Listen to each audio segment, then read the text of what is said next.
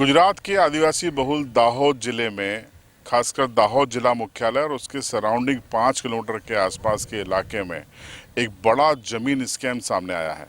हालांकि इसकी शुरुआत है और ये कहां तक जाएगा इसका अंदाज़ा फिलहाल लगाना मुश्किल है, लेकिन फिलहाल 178 सर्वे नंबर जिला प्रशासन ने ऐसे जारी किए हैं जिनको संदिग्ध माना गया है। ये सभी आदिवासियों की ज़मीनें थी। 2010 से लेकर इनकी जब सर्चिंग की गई तो पता चला कि बीते 14 सालों में 178 खातों पर निर्माण हो गए, मल्टी बन गई, बिल्डिंग्स बन गई और इनमें से ज़्यादातर गैर आदिवासियों के कब्जे में चली गई। तो आखिर ये पूरा स्कैम क्या है और कैसे इसको अंजाम दिया गया है, इसकी जानकारी के लिए मेरे साथ मौजूद हैं दाहोद के वरिष्ठ पत्रकार राजेंद्र शर्मा और मेरे सहयोगी भी हैं, उनसे हम विस्तार से जानेंगे। शर्मा जी, 178 खाते, ये आखिर सर्चिंग कब से शुरू हुई और पूरा मामला क्या है? मामला ये है कि कुछ दिनों पहले पुलिस के संज्ञान में आया था कि आदिवासियों की जो ज़मीन होती है वो फर्जी एनए के डॉक्यूमेंट बनाकर और उनको सरकार के प्रीमियम की चोरी हुई है।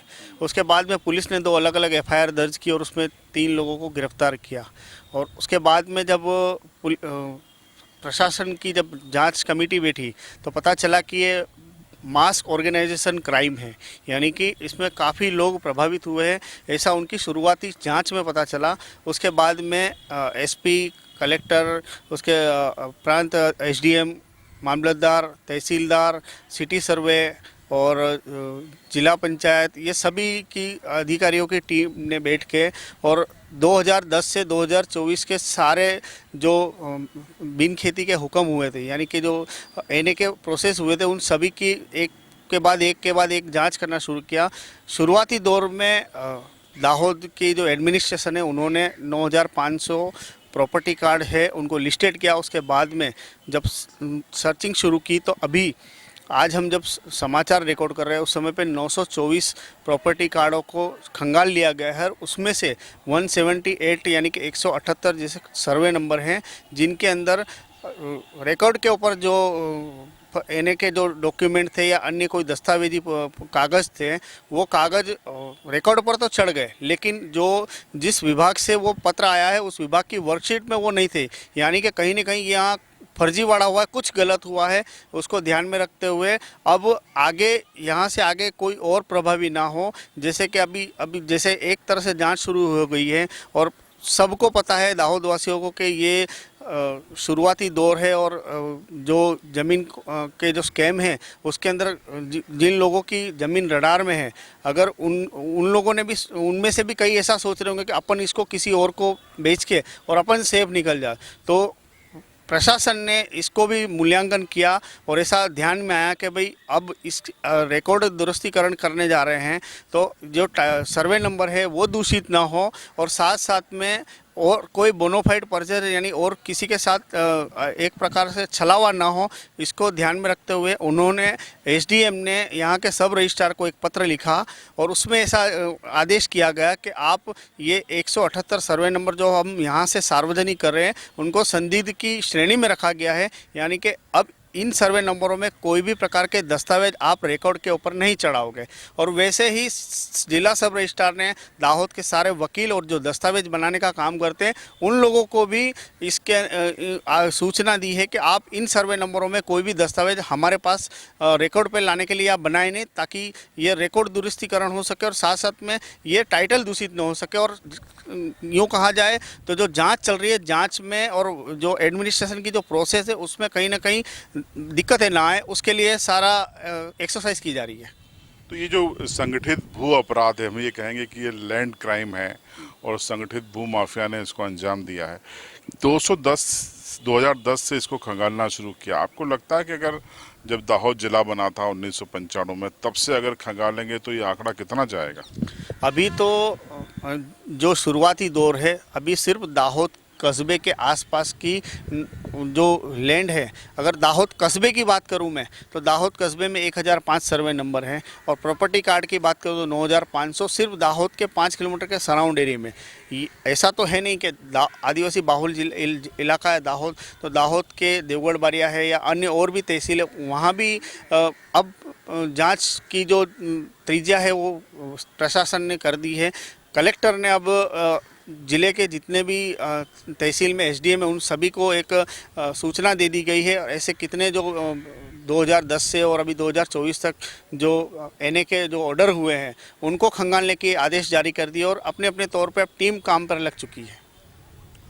तो देखिए, ये स्कैम हुआ है दाहोद में, एक बड़ा एक भू स्कैंडल है ये, क्योंकि 178 सर्वे नंबर ऐसे थे जो आदिवासियों के थे, लेकिन भू माफियाओं के चंगुल में फंसकर वो बार बार बेचे गए, और अब वहाँ पर जाके बिल्डिंगें बन गई हैं। कई ऐसे लोग भी इसमें निरपराध लोग हम कहेंगे जो बेकसूर थे, उन्होंने भी प्लाट बार बार बेचे जाने पर लिए और अपने मकान बना लिए। अब सवाल यही उठता है कि आखिर इन सब का क्या होगा, और ये जब जांच का दायरा आगे बढ़ेगा और पूरे ज़िले में जाएगा, तो ये दाहोद एक अधिसूचित क्षेत्र है जहां 75% आबादी आदिवासियों की है, और अगर अर्बन इलाके में इस तरीके की गड़बड़ी हुई है, स्कैम हुए हैं, तो फिर ये आदिवासियों के साथ भी एक छलावा है। और ये छलावा करने वाले जो तमाम लोग हैं, जिसमें निश्चित तौर पर उस समय पदस्थ रहे अधिकारी भी शामिल होंगे, चाहे वो रेवेन्यू के हों चाहे नजूल के हों, उन सब की कोई ना कोई भूमिका होगी, और उस भूमिका की भी प्रशासन अब विस्तार से जांच कर रहा है। इनकी जांच की कोई प्लानिंग है कि भूमिका किसकी रही है इस पूरे स्कैंडल में, उसको जांचेंगे? ये तो अभी शुरुआती दौर है, अभी तो सिर्फ और सिर्फ रिकॉर्ड खंगाले जा रहे हैं, और रिकॉर्ड खंगालने के बाद में अभी तो यूँ समझ लो कि 9500 प्रॉपर्टी कार्ड में से 924 ही हुए हैं। ये तो सिर्फ एक अर्बन का आंकड़ा है। तो 15-17% गड़बड़ निकले हैं, ये आंकड़ा है। अगर इतने निकलते हैं 9000 में से, तो काफ़ी बड़ा फिगर हो जाएगा। फिगर होगा, और उसके बाद में एक एक जो डॉक्यूमेंट है जिन जिन विभाग के तरफ से आए हैं, या वो रिकॉर्ड पे है या नहीं है, तो उन सब के चीज़ में भूमिका नक्की तय की जाएगी कि किसकी क्या भूमिका थी और किस समय पे किसकी साइनिंग अथॉरिटी थी। मतलब एफआईआर कई सारी होनी है और कई लोग अंदर जाने वाले हैं। बिल्कुल बिल्कुल। देखिए, दाहोद से हमने आपको ये एक तरीके से, इसको हम पार्ट 1 बोले। पार्ट 1 है, अभी तो इसमें बहुत सारी चीज़ें आ सकती है, लेकिन एक चीज़ हम बता देंगे कि जिन लोगों ने निरपराध होकर यहाँ पर प्रॉपर्टी खरीदी, उनको इनसे कोई डरने की ज़रूरत नहीं है, क्योंकि प्रशासन उनके साथ कुछ भी ऐसा करने वाला नहीं है जो निर्दोष है। प्रशासन ने 2 सूची बनाई है, एक बोनोफाइड परचेसर और एक मेलाफाइड परचेसर। अगर आप बोनोफाइड परचेसर हो, यानी कि आपने 1 रुपये की चीज़ 1 रुपये में खरीदी है, तो आप बोनोफाइड परचेसर की श्रेणी में आते हो, आपको कोई नुकसान नहीं। अगर आप 1 रुपये की चीज़ 25 पैसे में खरीदो, यानी आपको पहले से पता था कि आप फर्जीवाड़े का चीज़ ले रहे हो और आप उसके अंदर शामिल है, तो आप लीगली कार्रवाई के शिकार हो सकते हैं।